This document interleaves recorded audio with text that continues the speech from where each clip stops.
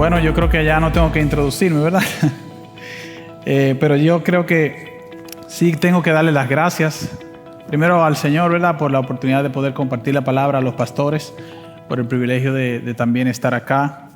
Y en general y en especial a cada uno de ustedes. Hay muchos de ustedes que se involucraron con nosotros aún antes de irnos al seminario. Nos apoyaron en oración, nos apoyaron aún económicamente, y de parte de nuestra familia, por favor, reciba una gratitud. Es nuestra oración que el Señor pueda recompensar el esfuerzo que cada uno de ustedes ha hecho, y también que pueda darle a ustedes, darnos a todos nosotros juntos como iglesia, el privilegio de ver el reino del Señor seguir extendiéndose a lo largo y ancho de nuestra nación y de nuestro mundo actual. Un mundo que, como escuchábamos al pastor hablar, está sumamente necesitado de Cristo. Es un gozo para mí estar aquí y un privilegio. Siempre uso las dos palabras, un privilegio y un gozo, pero también es una responsabilidad, y yo sé que ustedes están conscientes de eso. Así que gracias de nuevo, hermanos. Reciban un abrazo y un saludo de parte de mi esposa, que se quedó en Santiago. Ya no es lo mismo, no puede venir todo el tiempo, y de los niños también. Yo quiero animarle a que por favor me acompañe al libro de Marcos, capítulo 11. Vamos a estar leyendo los versos 27 al 33. Marcos capítulo 11, versos 27 al 33. El evangelista Marcos escribe en el verso 37 lo siguiente: llegaron de nuevo a Jerusalén, y cuando Jesús andaba por el templo, se acercaron a él los principales sacerdotes, los escribas y los ancianos, y le preguntaron: ¿con qué autoridad haces estas cosas? ¿O quién te dio la autoridad para hacer esto? Jesús respondió: yo también les haré una pregunta. Respóndala, y entonces les diré con qué autoridad hago estas cosas. ¿El bautismo de Juan era del cielo o de los hombres? Respondan. Ellos discutían entre sí diciendo: si decimos del cielo, él dirá, entonces, ¿por qué no le creyeron?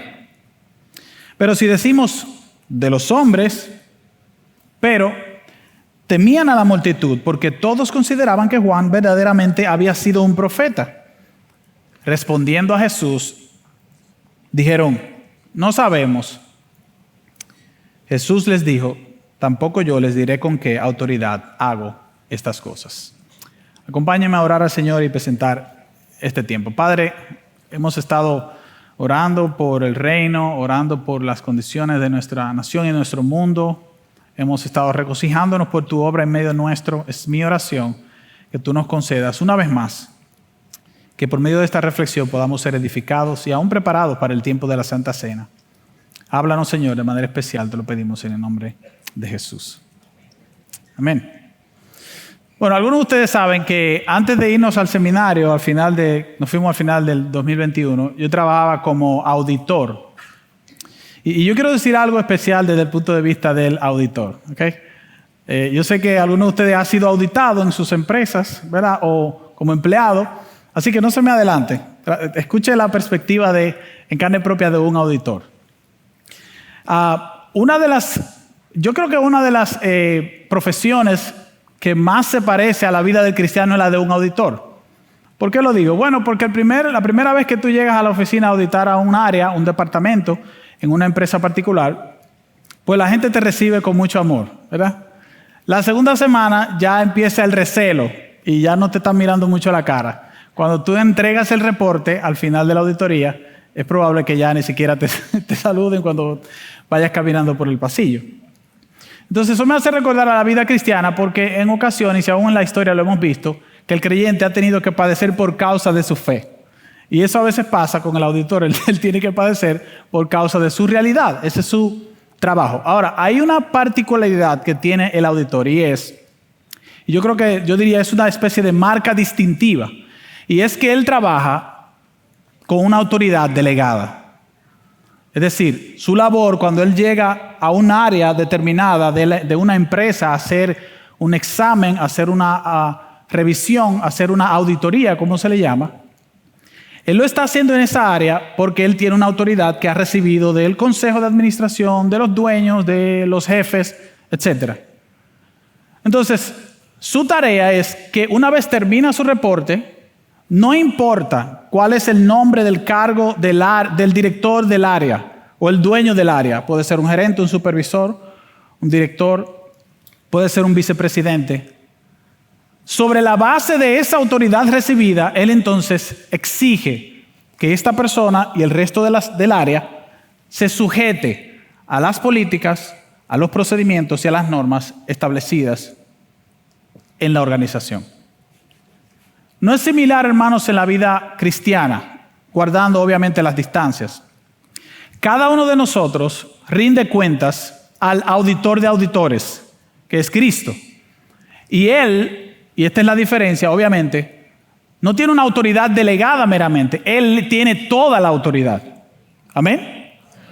Y eso es exactamente lo que Marcos nos está señalando en este pasaje. Lo que Marcos, el evangelista, está invitándonos a atender es el hecho de que la autoridad de Jesús, en este pasaje de nuevo que acabamos de leer, aunque está siendo cuestionada, Marcos dice que tiene una aprobación celestial y que sobre esa base entonces la aprobación que Jesús tenía lo autorizaba a actuar como lo hizo. ¿Y qué fue lo que hizo? Bueno, lo vamos a ver más adelante. Entonces, sobre esa idea central que Marcos quiere proponer o quiere transmitir, yo quiero proponer a ustedes en esta reflexión lo siguiente: todo hijo de Dios debe estar rendido o debe rendir no algunas, sino todas las áreas de su vida a Jesús.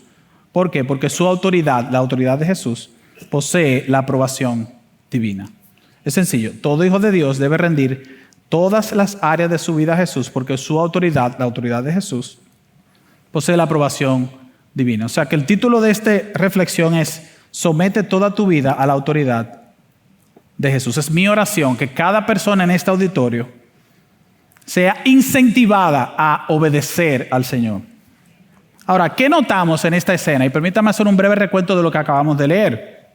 Bueno, Jesús acaba de regresar al templo, dice Marcos, y mientras camina en el templo, entonces Él es intervenido por los líderes religiosos, los principales sacerdotes, los ancianos, los escribas, que eran los líderes, los encargados del templo. Y entonces le dicen, ¿con qué autoridad tú haces estas cosas? Y la respuesta de Jesús es una contrapregunta, por cierto. Y bueno, esta contrapregunta que tenía que ver con Juan el Bautista, y vamos a ver estos detalles ahora, es a su vez respondida por ellos con lo que nosotros llamaríamos una respuesta políticamente correcta. Solo me hace recordar cuando veía a esta gente, algunas de las personas que entrevistan o llaman a rendir cuentas en el Congreso de los Estados Unidos, líderes universitarios o dueños de redes sociales, que cuando le hacían una pregunta sencillamente alegaban ignorancia. Eso es lo que está sucediendo aquí. Bueno, entonces Jesús concluye diciendo, bueno, si ustedes no me dan la respuesta, entonces yo tampoco les respondo a ustedes. Eso es lo que vemos aquí. Ahora, ¿cuál es la escena de todo esto? Bueno, Marcos está hablando aquí que esta intervención o conversación en este pasaje que tenemos como base se dio el martes de la última semana de Jesús. Ustedes van a recordar, Jesús entra, ¿verdad?, de la entrada triunfal un domingo. El lunes Jesús vuelve a Jerusalén, ¿verdad?, luego de haber salido, llega al templo. Hizo el lío aquel, ¿verdad? Con las mesas, volcó las mesas, creó todas estas circunstancias. Y entonces al día siguiente Jesús, como si nada ha pasado, muy campante, diría mi abuela, Él vuelve y entra al templo. Y es ahí donde se da lo que acabamos de leer. ¿Con qué autoridad tú haces estas cosas? A eso se refieren. Y es interesante porque este pasaje marca, en el libro de Juan, marca una especie de giro. Jesús está caminando desde el principio del libro de Marcos.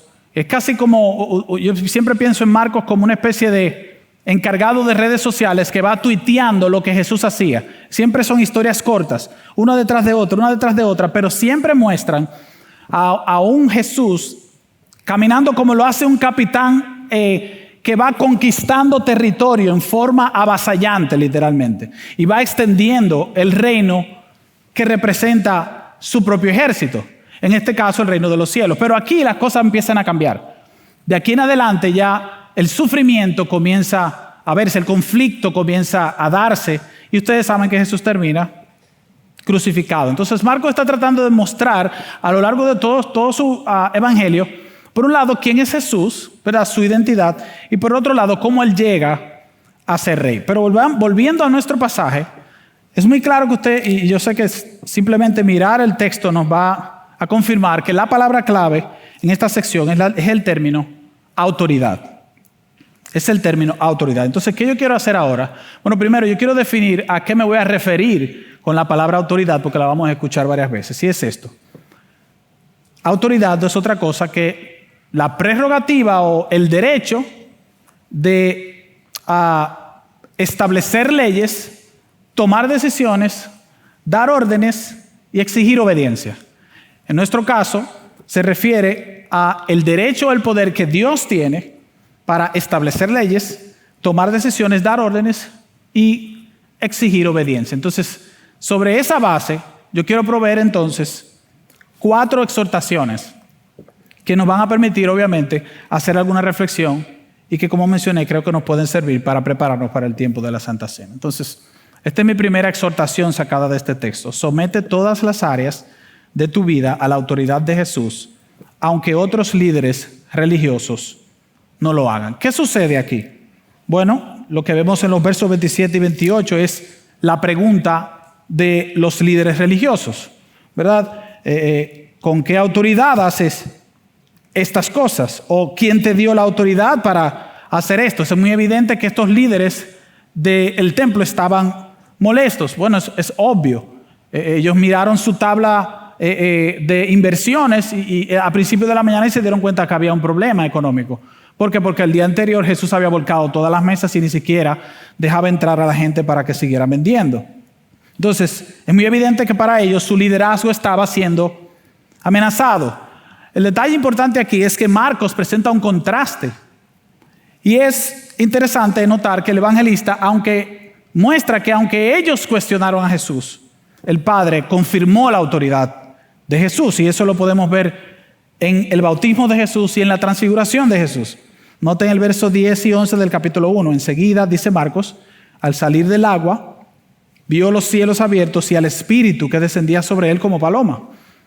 Oigan esto, y dice, y vino una voz del cielo que decía, tú eres mi Hijo amado, en ti tengo complacencia. Y en el 9:7, hablando de la transfiguración, entonces se formó una nube, dice Marcos, que los cubrió, y una voz salió de la nube, este es mi Hijo amado, oigan a él. Es muy claro que el Padre Celestial estaba confirmando la autoridad de Jesús, a pesar, y esto es lo que Marcos nos está mostrando aquí, que estos encargados del templo estaban rechazando la autoridad de Jesús. Bueno, hermanos, en el cristianismo contemporáneo, nosotros estamos conscientes de que hemos observado líderes religiosos que han replicado la actitud de esta gente, de alguna manera. Muchos de ellos han rechazado la autoridad de Cristo, negando sus mandamientos, y de esa manera viven e inclusive hacen ministerio, pero sobre la base de un uso selectivo de las Escrituras y atado a eso, eligiendo los mandatos bíblicos a los cuales van a someterse. Nosotros pudiéramos mencionar inclusive nombres en esta oportunidad, y de seguro si al mencionar algunos de esos nombres que han sido populares en años anteriores y en años recientes, yo sé que muchos vamos a poder identificar cuál es el punto práctico aquí, pero la idea es que hay casos de líderes que han servido en el ministerio por años y luego pues se destapa la realidad de que tenían una doble vida, lo que demuestra que su sometimiento a las Escrituras era selectivo. Ellos obedecían aquello que les convenía. No obstante, otras áreas de su vida, como el dinero, como la integridad o su sexualidad, como hemos visto, eran vividas fuera del señorío de Cristo. Mis amados, apartarse de las Escrituras, entonces, constituye un acto rebelde contra la autoridad de Jesús. Primera de Timoteo 4:1, el apóstol Pablo dice que el Espíritu dice claramente que en los últimos tiempos algunos se apartarán de la fe, prestando atención a espíritus engañadores y a doctrinas de demonios. Sin embargo, a pesar de que otros líderes se rebelen, tú y yo debemos someter toda nuestra vida al Señor. Ahora, yo creo que puedo y debería decir aquí, aclarar, que doy gracias al Señor por los líderes que Dios nos ha dado en esta iglesia. Es un gozo, y para algunos de nosotros que ha tenido experiencia en la iglesia desde pequeño o en otros contextos evangélicos, poder observar su testimonio es una inspiración. Y debemos dar gracias a Dios por eso, y debemos orar por ellos, y debemos rogar al Señor que los guarde en humildad, de mansedumbre, que los llene del Espíritu Santo, que los libre del mal y del maligno. Y nosotros imitar su ejemplo. Ahora, ¿cómo nosotros podemos reflexionar un poco acerca de este primer punto, esta primera exhortación? Aquí yo traigo un par de preguntas. Número 1, ¿qué área de mi vida no se encuentra sujeta a la palabra de Dios?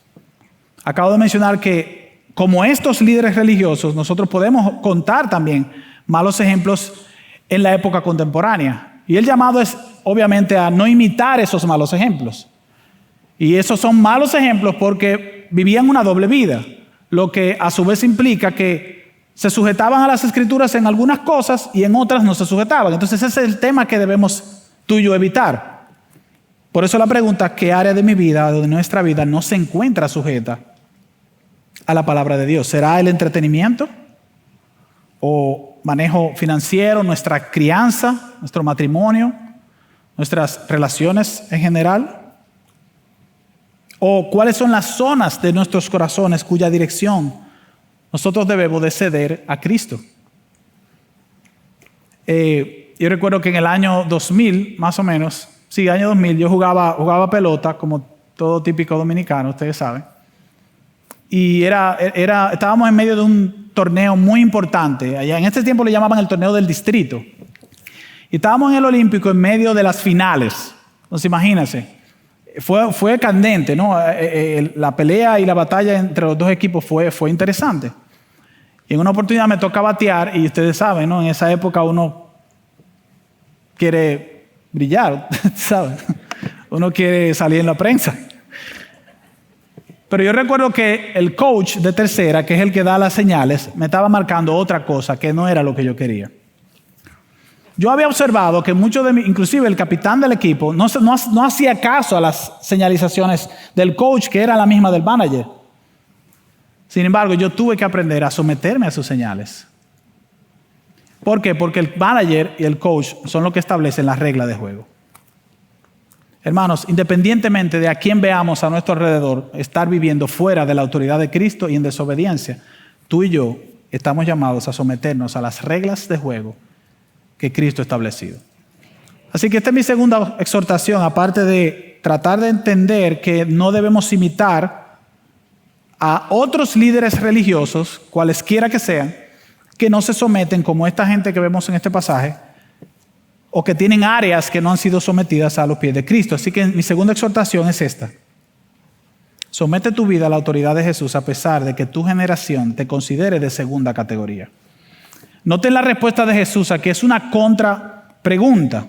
Los versos 29 y 30, Jesús responde, bueno, yo les haré una pregunta. Y la pregunta es, ¿el bautismo de Juan era del cielo o de los hombres?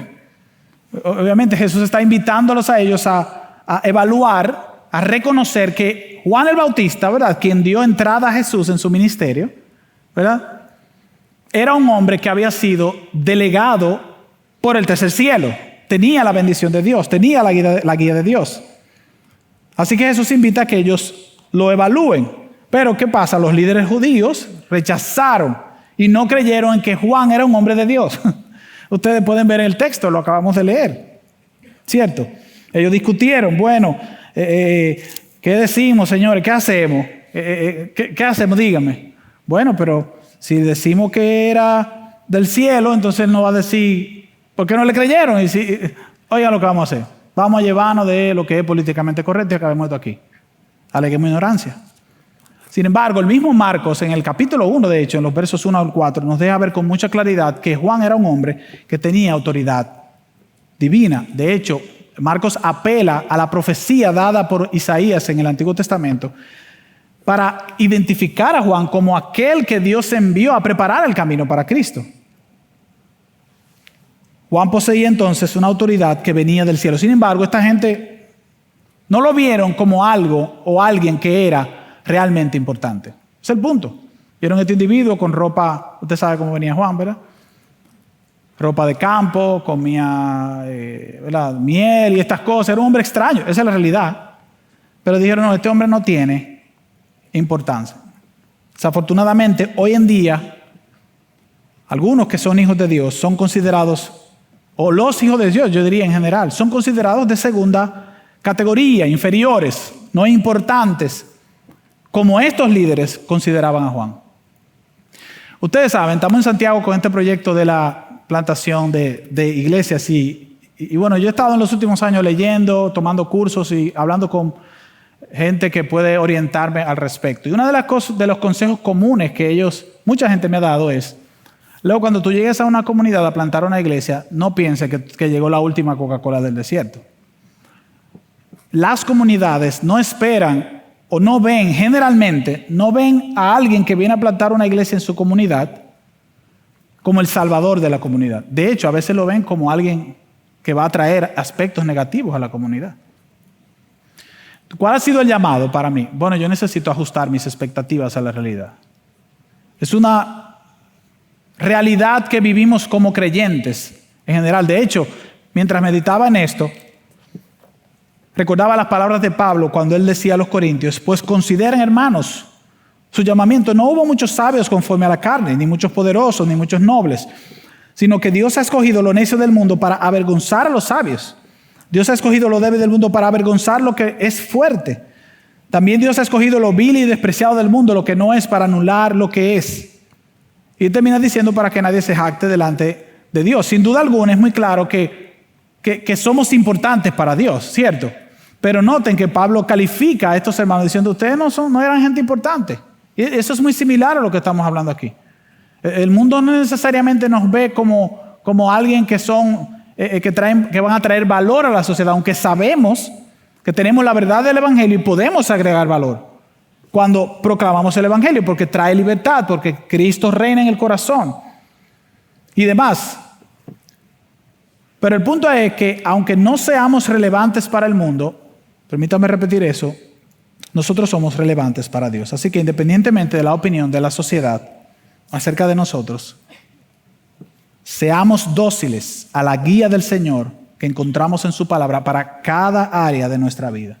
Y mientras tanto, ajustemos nuestra expectativa. Y aunque otros no nos consideren tan importantes, caminemos detrás de Jesús con consistencia.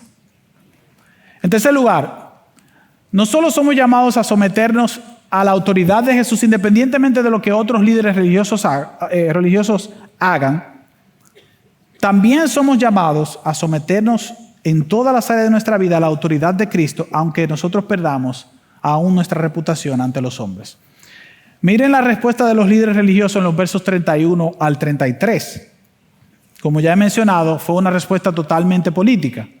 Los ancianos, los sacerdotes, no quisieron confirmar la autoridad de Juan, porque pues ellos estaban avergonzados, ellos estaban temerosos. Observamos que los que tenían el mandato espiritual aquí en este pasaje sobre el pueblo y el templo, tristemente preferían cuidar su reputación.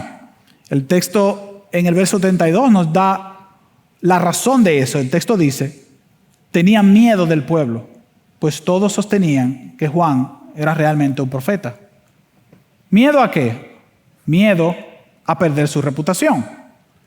No tan diferente de nuestros días. Una vez más, donde la amenaza de perder reputación lleva inclusive a algunos creyentes a aplaudir prácticas abominables, según la Biblia, como la homosexualidad y varios otros pecados relacionados. Ahora, ¿cuál es el consejo para nosotros? Bueno, guardémonos. Guardémonos de vender nuestra alma a cambio de aplausos humanos. Pablo reflexiona respecto a este tema cuando él declara con convicción en Gálatas capítulo 1, verso 10, diciendo, porque busco ahora el favor de los hombres o el de Dios. O me esfuerzo por agradar a los hombres. Si yo todavía estuviera tratando de agradar a los hombres, no sería siervo de Cristo. Charles Spurgeon, ¿verdad? El príncipe de los predicadores, él al final en los últimos años de su vida estuvo envuelto en una controversia con la Unión Bautista relacionada a temas del liberalismo de su época, y él trataba de defender la verdad, y tuvieron varios años de discusión al respecto, y eso le trajo cansancio a Spurgeon. Inclusive algunos biografías dicen que esto fue uno de los elementos que lo afectó tanto que inclusive probablemente impactó en su propia muerte.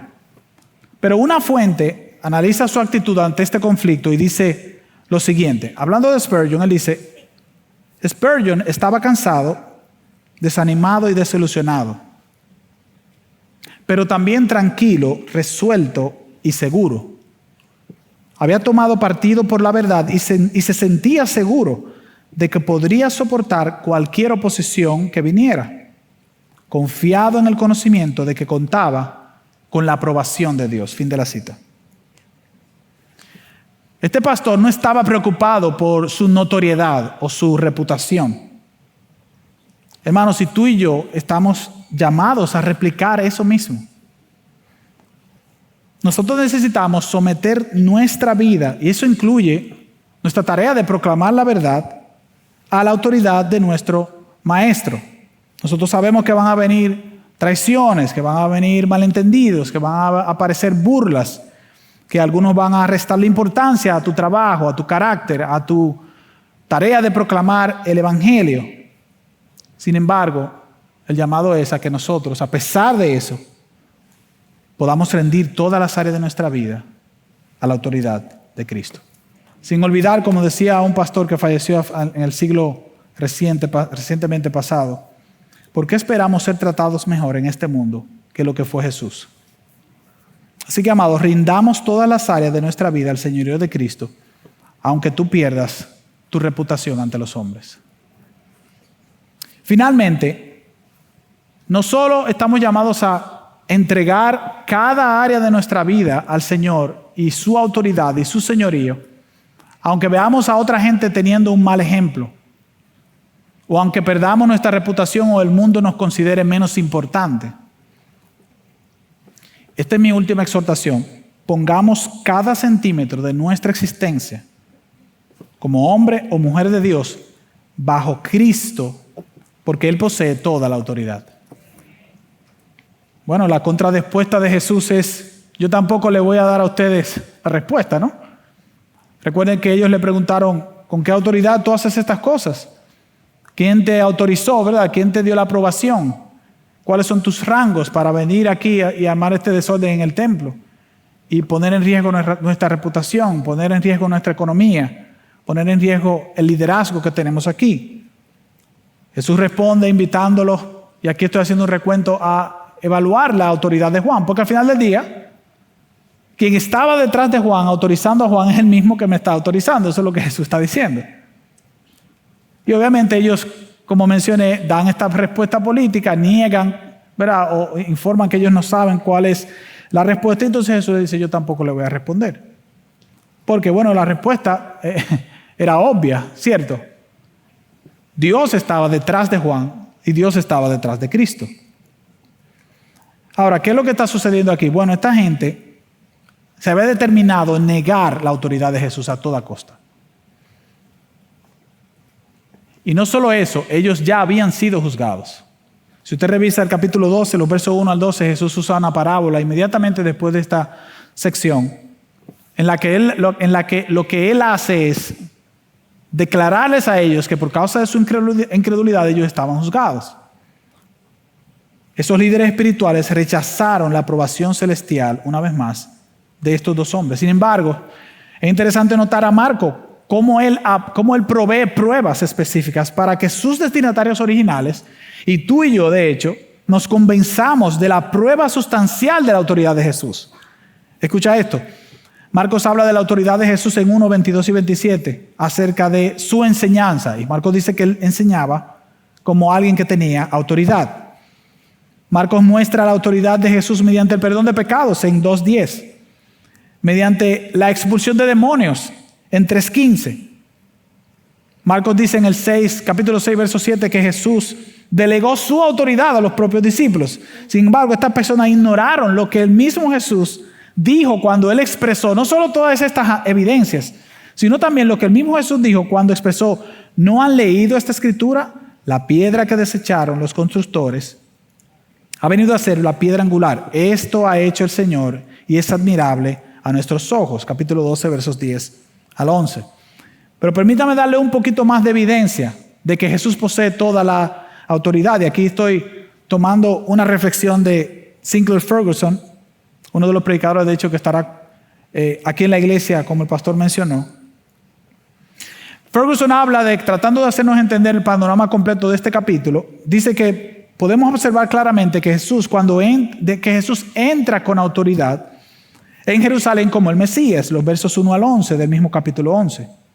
En segundo lugar, que Jesús muestra su autoridad como profeta cuando maldice la higuera y ésta se marchita en el mismo capítulo 11, versos 14, 20 y 21. Jesús va al templo y pone orden al manifestarse como el verdadero sacerdote, versos 15 al 19. Y finalmente Jesús pone de manifiesto su autoridad como rey designado por Dios en el pasaje que nosotros estamos reflexionando.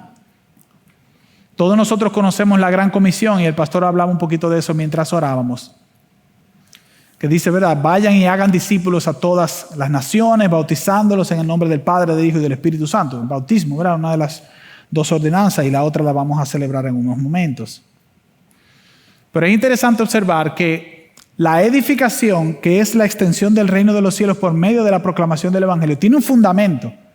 ¿Cuál es el fundamento? Bueno, el verso 18, en el capítulo 28 de Mateo, un verso antes de la proclamación de lo que conocemos como la Gran Comisión, dice, hablando Jesús, toda autoridad me ha sido dada en el cielo y en la tierra.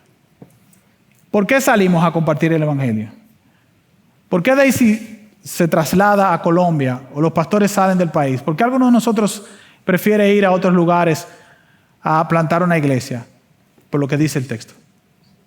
Porque Jesús dijo, toda autoridad me ha sido dada en el cielo y en la tierra. Ahora, ¿qué más podemos pedir, hermanos? Cristo tiene todo poder y dominio y ante Él se doblará toda rodilla. ¿Cómo podemos reflexionar aquí? Bueno, yo creo que la pregunta obvia es Cristo el Mesías, profeta, sacerdote y rey para ti? Y déjenme traducir esto con otra pregunta. ¿Es el señorío de Cristo real en todas las áreas de nuestra vida? Pensemos en nuestro tiempo libre. Pensemos en nuestras inversiones económicas. Pensemos en nuestra agenda. Nosotros necesitamos reflexionar seriamente si cada una de las áreas de nuestra existencia está sometida a Cristo. Y esto es lo que yo quisiera que tú te llevaras a través de estas exhortaciones.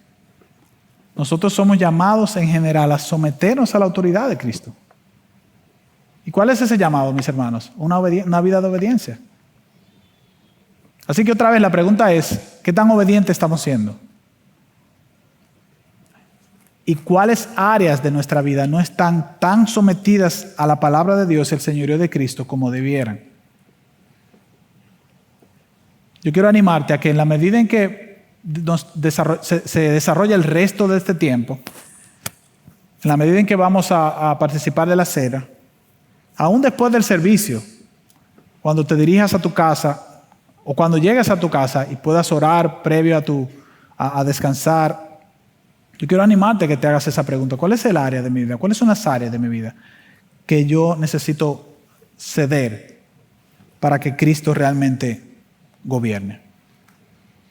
Mis hermanos, aseguremos poner todo lo que implique nuestra vida bajo la autoridad de Jesús. Otra vez, aunque otros líderes no lo hagan, a pesar de que nuestra generación nos considere de segunda clase, aun si perdemos nuestra reputación, pero recordando siempre que Cristo tiene toda la autoridad. ¿Cómo podemos cerrar este tiempo? Bueno, una pregunta de aplicación más. ¿Cómo sometemos todas las áreas de nuestra vida a la autoridad de Cristo? Hay 5 recomendaciones que yo pienso que pueden servir. Número 1, oremos que Dios nos permita crecer en amor genuino por Cristo. A menos que eso pase, seguiremos viviendo nuestro reino en nuestra propia vida. Número 2, cultivemos una profunda devoción hacia la persona de Cristo.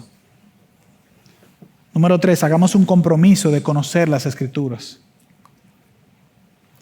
Número 4, en dependencia del Espíritu, decidamos, con compromiso, ¿no?, ser personalmente obedientes. Y atado a eso, yo diría, pidamos constantemente, Señor, dame un corazón obediente. Nosotros tenemos 2 meses y algo aquí, que regresamos del seminario, muchos de ustedes saben, y algunas semanas antes de venir, yo estaba con Zach. Zach es nuestro hijo más pequeño, tiene unos 5 años. En el seminario hay un área de juegos para esos niños, y yo estaba ahí cuidándole, estaba con sus amigos en medio de la algarabía, estaba en el clímax de su tiempo de juego. Pero había llegado la hora de irnos. Así que yo me paro y le digo, Zach, vámonos, ya es hora de irnos. Ya ustedes saben, el lío que se me... Y su respuesta fue, no. Y yo, ¿cómo? Y yo le repito la directriz. Le digo, Zach, es hora de irnos. Entonces, lo próximo que él hizo me llamó mucho la atención porque él se frizó. Es como, él hizo esto. Y de repente, entonces, me miró a mí y miró a su amigo. Me miró a mí y miró a su amigo. Y luego, finalmente me mira y me dice, ok, papi. Y me sigue. Ya ustedes saben, ¿verdad?, qué pasa con los padres cuando uno ve eso. Le di 5 minutos más. Pero lo que más llamó la atención fue cómo él cerró ese momento. Él dijo, oiga esto, él me dijo, ok, papi, yo lo voy a hacer solo porque tú lo dices.